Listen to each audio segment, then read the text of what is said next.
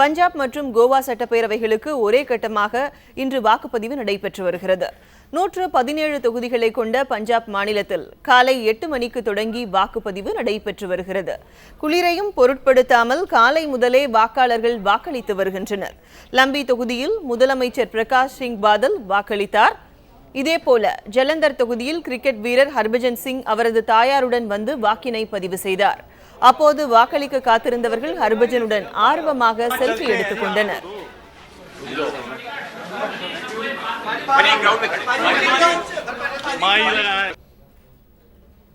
அமிர்தசரஸ் தொகுதியில் முன்னாள் கிரிக்கெட் வீரரும் பாஜகவிலிருந்து விலகி காங்கிரஸில் இணைந்தவருமான நவ்ஜத் சிங் சித்து வாக்களித்தார். பஞ்சாபில் நண்பகல் 12 மணி நிலவரப்படி 32% வாக்குகள் பதிவாகியிருந்தன. பஞ்சாப் சட்டப்பேரவைக்கு 1145 வேட்பாளர்கள் போட்டியிடுகின்றனர்.